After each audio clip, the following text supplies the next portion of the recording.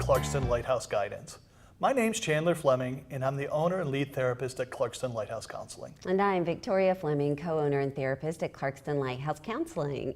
Today we are in part 2 of a 2-part show on parenting skills. And it is getting your kids to mind before you lose yours. Yes, kids can definitely cause us to lose our minds from time to time. As we said before, it is the hardest job you will ever love, for sure. Yes. But as we jump back in, I think we probably need to do a little bit of review as to what we covered the first time.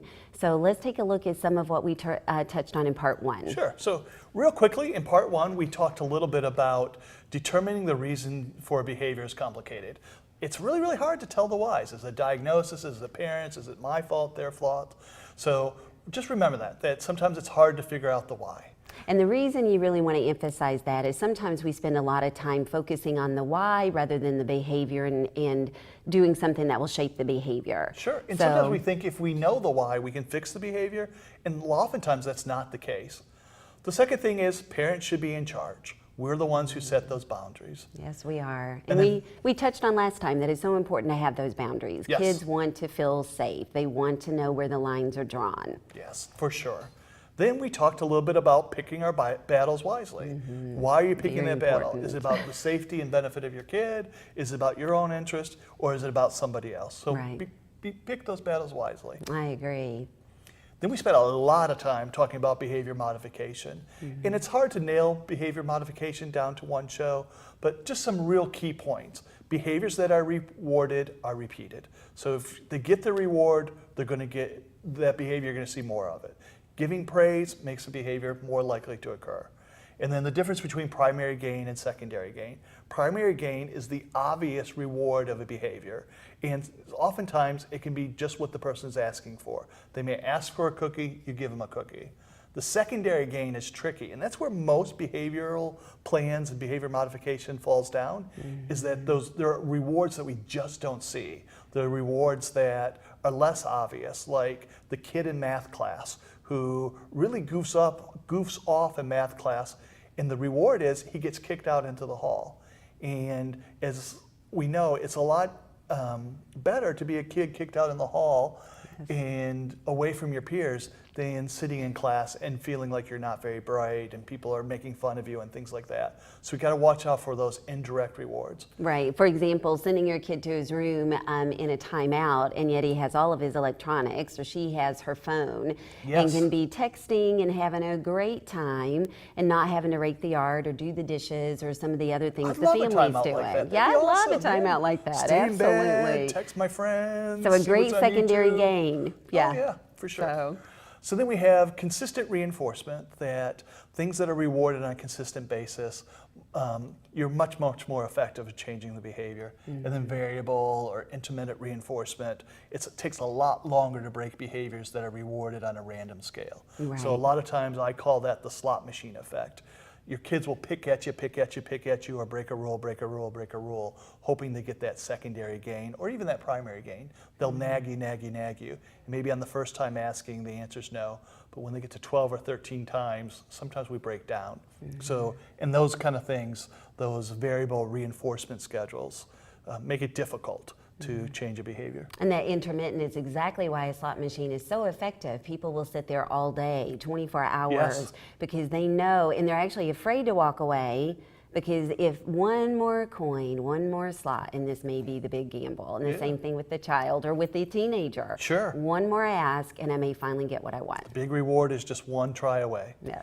And then the last thing, and a real important thing in review, is remember to praise.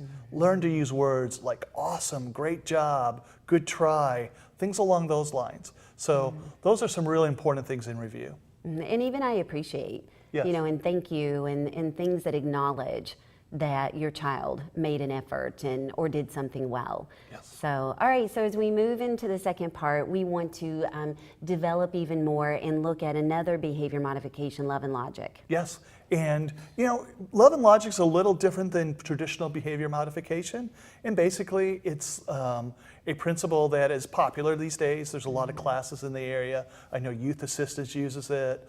I know a lot of churches have classes in love and logic. And so it's definitely a popular form of parenting training these days.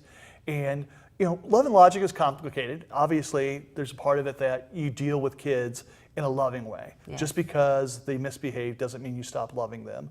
And you try to be logical. You try to be a consistent and planned out way and a planned out approach to it.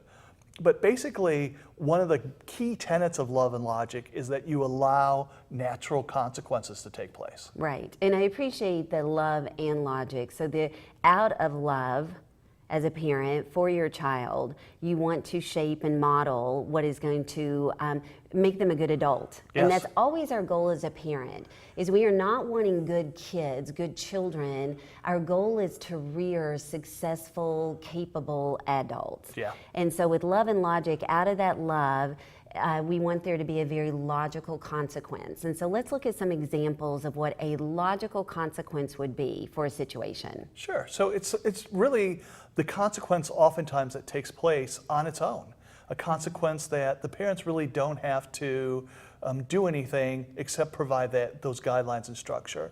So some parents who use love and logic, during the summertime, they may not give their kids a bedtime, but they might say, hey, tomorrow morning we have to get up early to go somewhere, and say, you really should go to bed. But instead of policing and constantly going back and reminding them to go to bed, you just let them stay up late. The next morning, time to wake up. And you're very insistent that they follow the rule and they wake up. So it's not like you're punishing them or you're doing anything.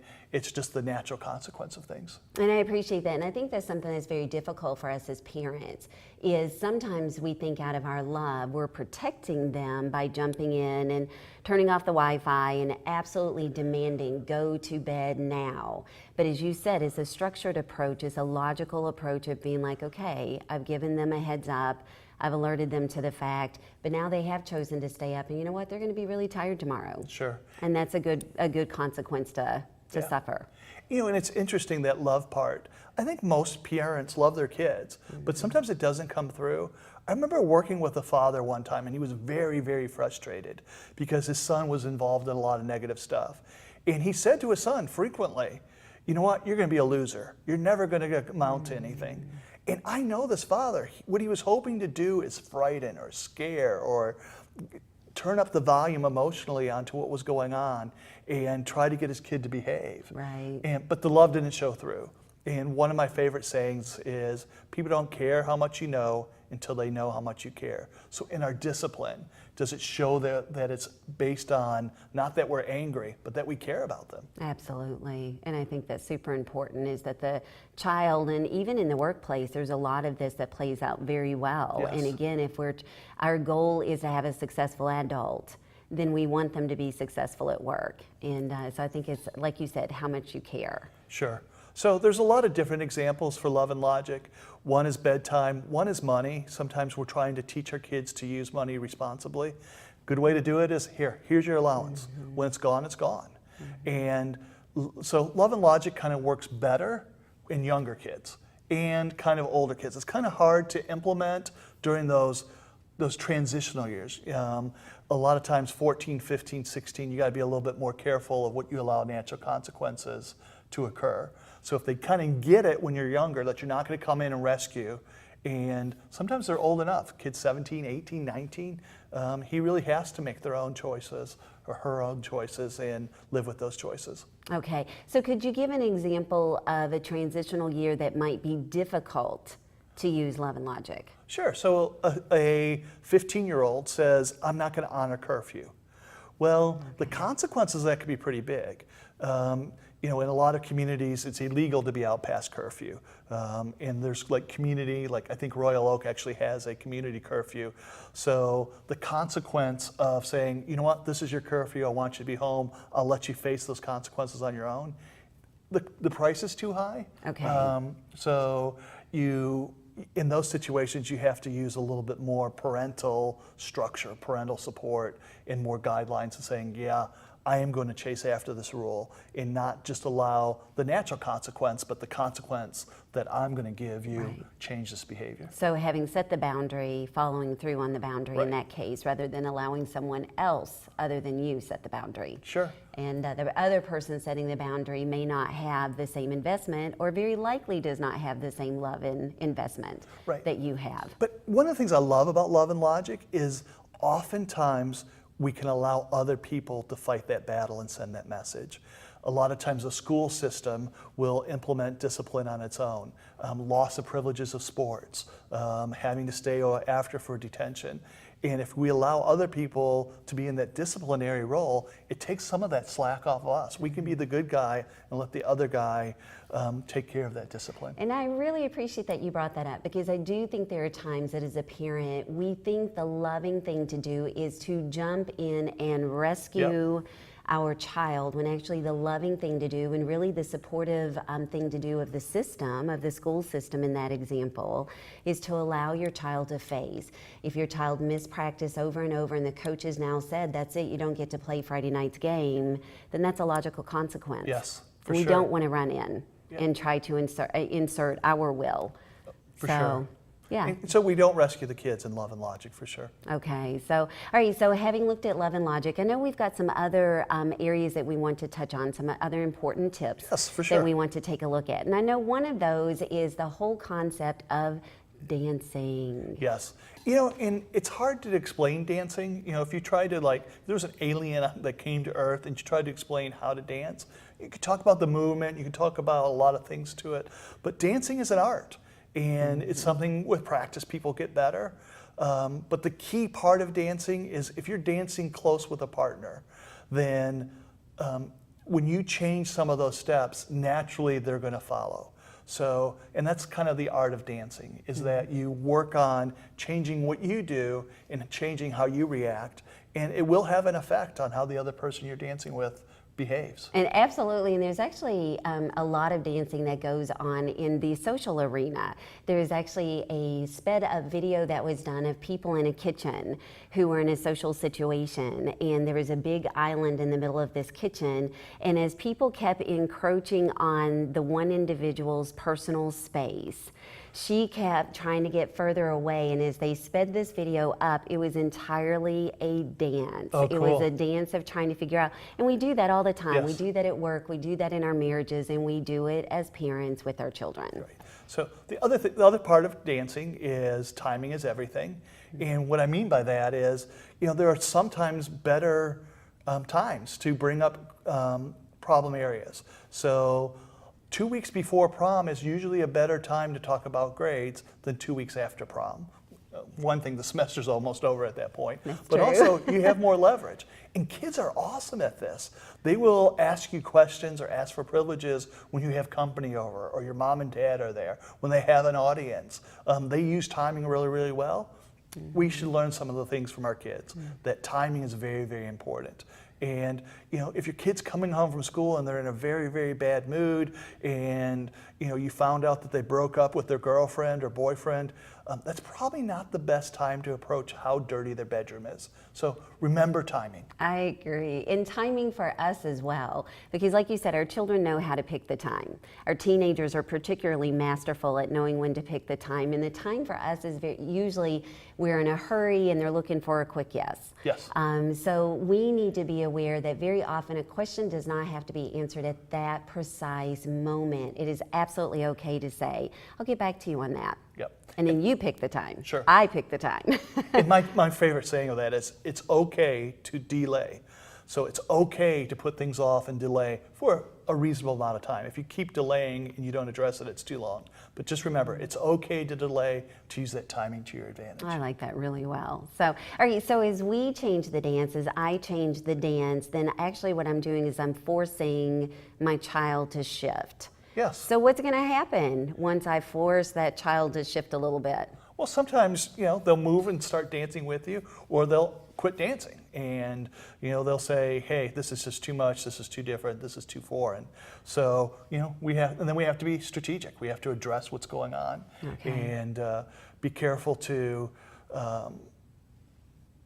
interact with them in a positive way. Be careful what the message is. Be careful with your timing. So, Right.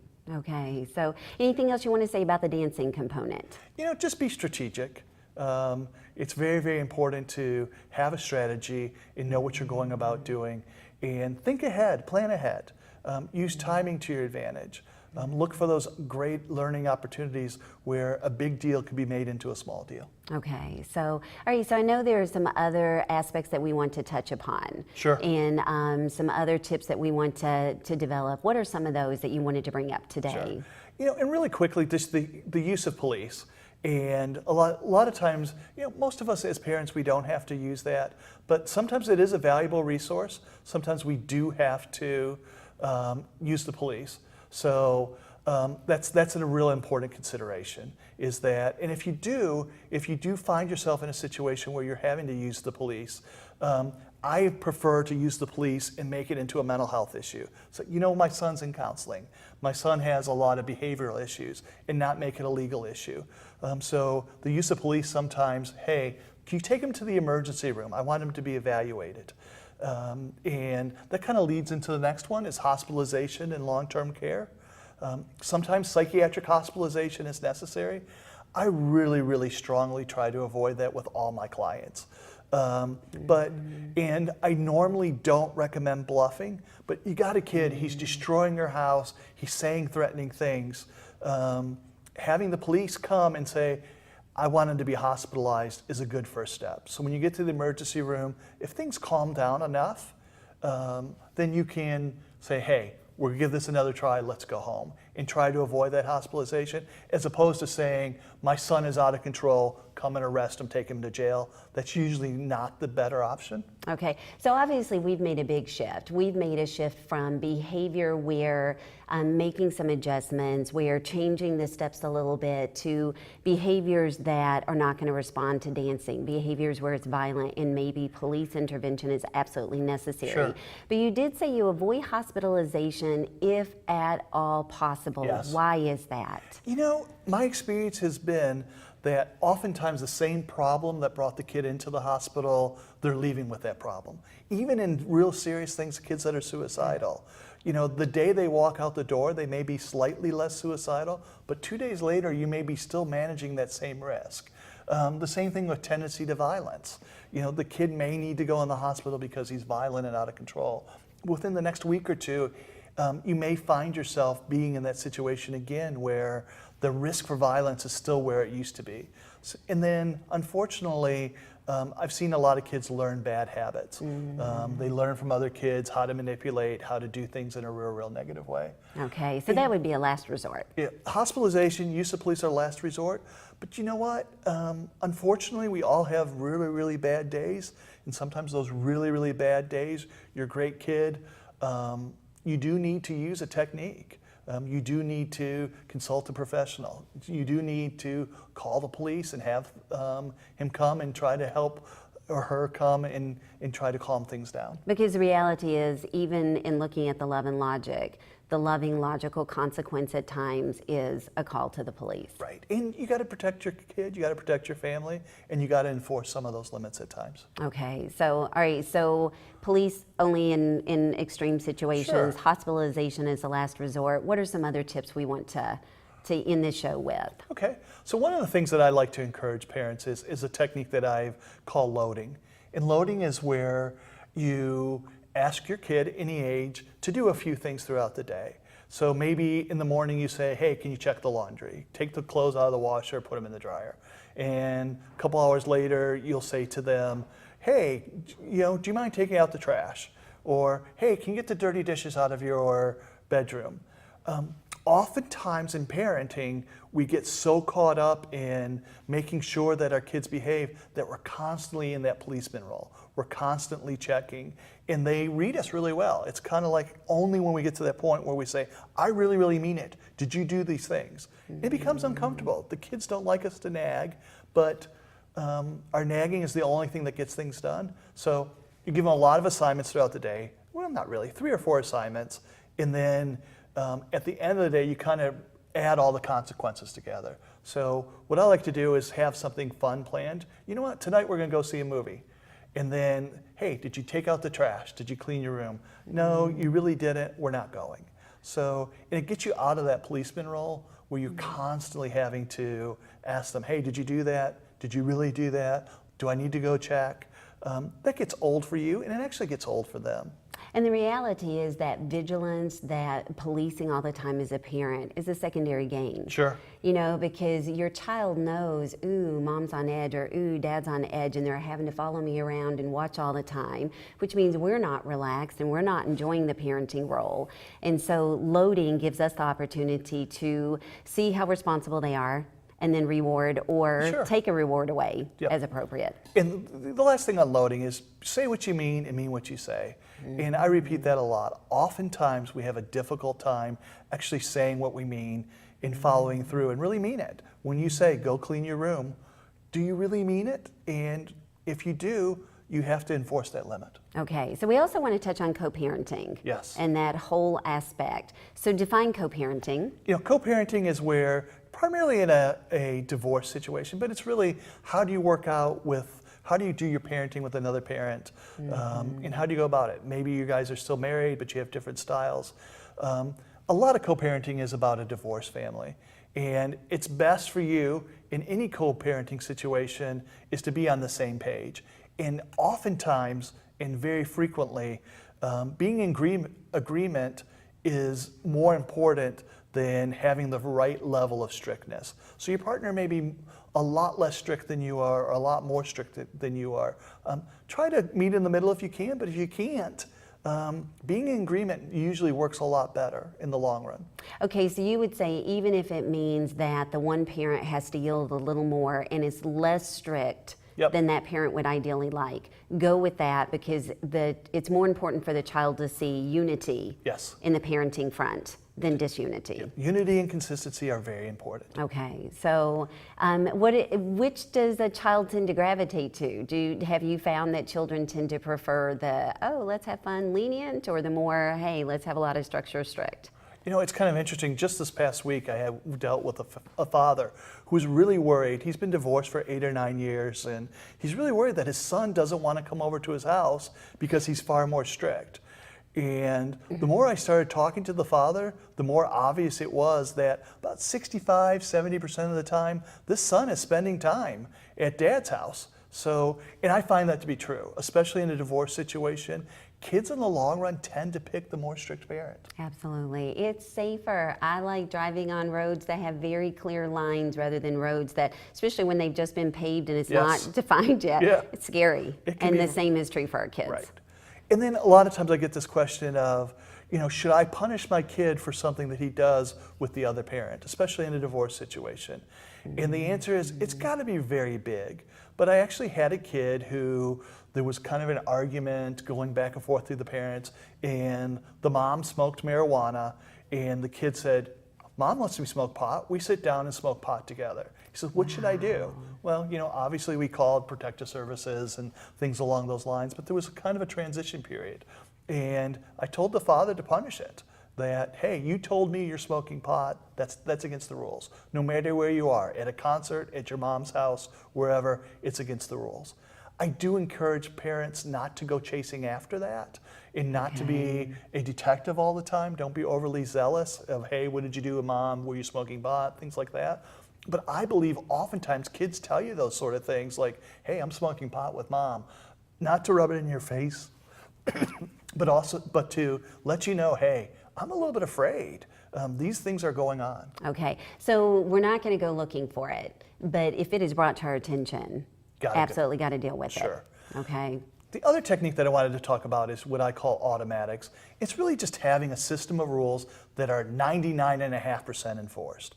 You know, in a lot of families you hear the saying, if you don't eat your dinner, you're not going to get dessert. And there's really not a lot of exceptions to that. There can be other things along those lines. For instance, you may say, if I have to come into your room again to remind you to be quiet at bedtime, you're going to go to bed 30 minutes early tomorrow. And there's not a lot of exceptions. Well, I need a drink of water. Hey, it was funny, whatever. The rule is the rule. And a lot of times we come up with 6 or 8 rules that are just very, very firm and are enforced, and there's not a lot of flexibility, everybody's a lot happier. Okay. Sometimes it's curfew rules, sometimes it's rules about the car. If I find out that you've been speeding, automatically. I had a father one time who said, I don't pay for C's. And his daughter went away to college, and she took calculus, and she failed calculus. You know what? He didn't pay for C's, D's, or F's, so he didn't pay for the class. She had to come up with the money. And we talked about that. And he said, I really needed to send that message. I had younger kids that were going to be following her, and I only pay for A's and B's.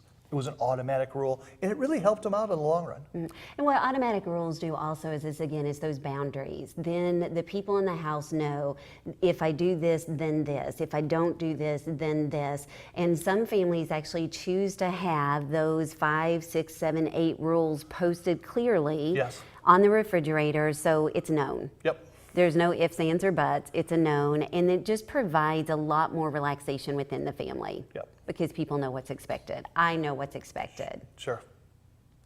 And the next technique is something that I call that's big little. And it's where you give an opportunity for a kid to take a smaller punishment that has a lot of meaning, or take the big punishment. So you can give me an essay of 150 words on why you should respect me, or you can be grounded for a week.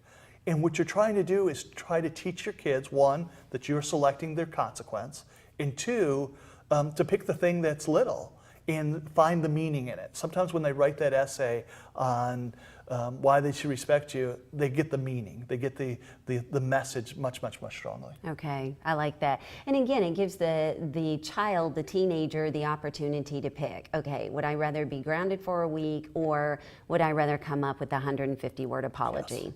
So, and it helps remind our children who's in charge. Yep. And it does develop a concept of, I did this, therefore this. Right. Love, logic. So we hope these tips are beneficial for you today. Just some kind of final thoughts is, there really is no cookbook for parenting, but parenting is a skill, and you can learn those skills. And also recognize the longer you wait to introduce new discipline and parenting skills, the harder it gets. So start early, and then outside help sometimes is needed. And even if it's not like absolutely needed, outside help, counseling, parenting books, parenting shows can be really, really beneficial to help you in the toughest job you can love. Absolutely. So thank you so much for joining us today. It has been a delight to talk with you again, and to be working with my husband. And welcome back. If you have any ideas or questions that you have, please send them to us. And that can be done through our Facebook page, which would be Clarkston Lighthouse Guidance. Or you can call us at 248-245-2750 or 248-245-1809. Thank you. Have a wonderful day. Thank you much. The views expressed in this show are for general educational purposes only and do not constitute professional advice on any subject matter, nor do they necessarily reflect the views or opinions of its guests or of Independence Television. If mental health assistance is needed, please seek professional licensed treatment.